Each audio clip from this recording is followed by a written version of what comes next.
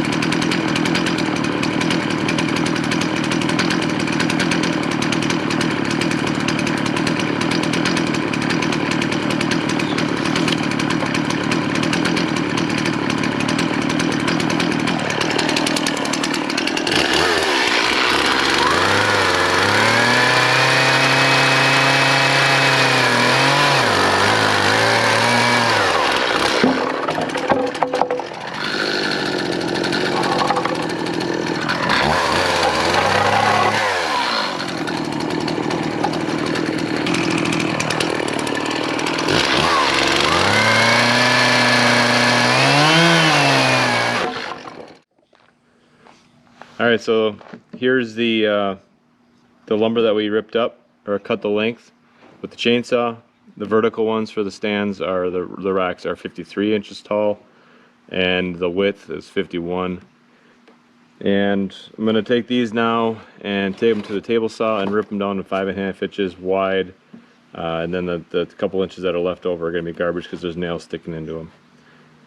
When I saved these joists, I'd figured that I'd probably rip a couple inches off and then throw the rest away just so I have some usable lumber out of them. They're still in decent shape. Some of them are a little more rotten than the others, but we'll take it to the table saw, rip them down to 5.5 inches, and then we'll be able to build our racks.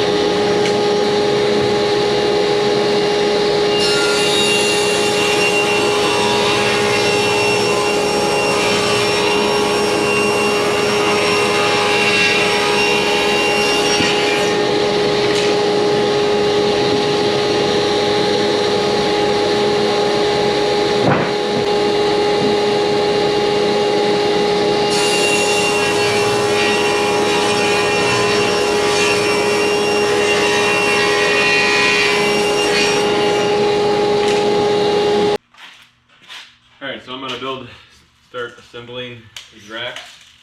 I'm going to line them up about 8 inches from the front, 7 inches from the front and back. 6.5, I did 6.5 in the other ones. And then grab our boards.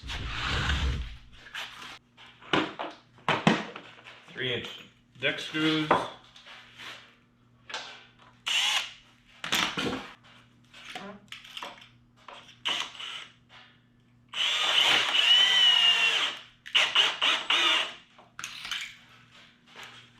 Use a square to square it up with a pallet, so it's roughly straight.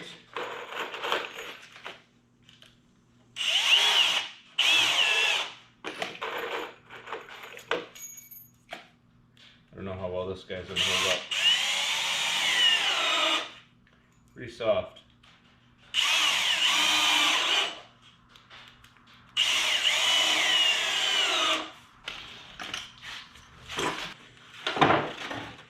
Well, these guys are nicer, a little sturdier.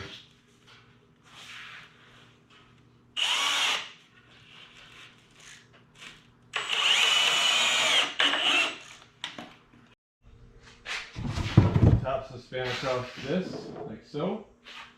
A couple screws in each end.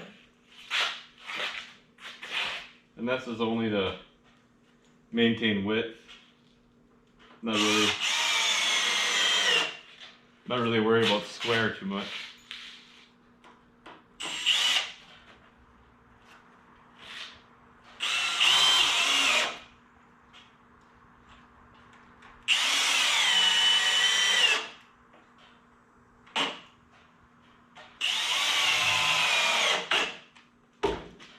Alright, the last bit then now is to just put some pieces on top to kind of connect them together.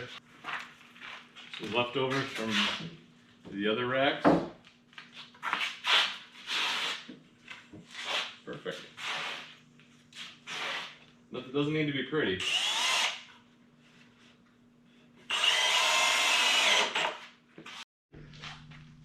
Alright, here's another rack that's done.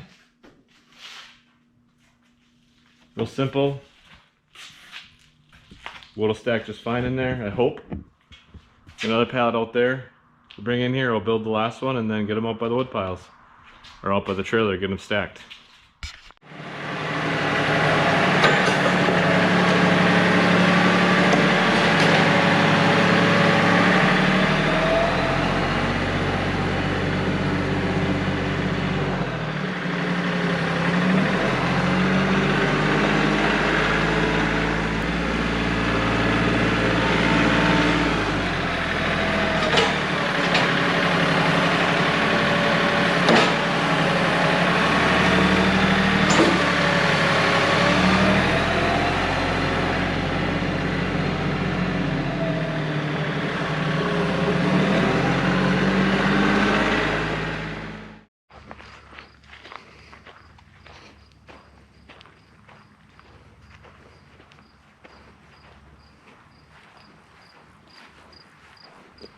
All right, here's two more face cord racks ready to go, ready to be filled with firewood from this trailer.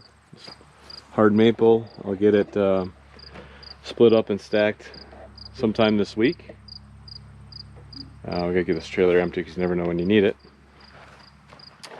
But that's it. We saw that the proof of concept over here, these two guys, worked pretty well.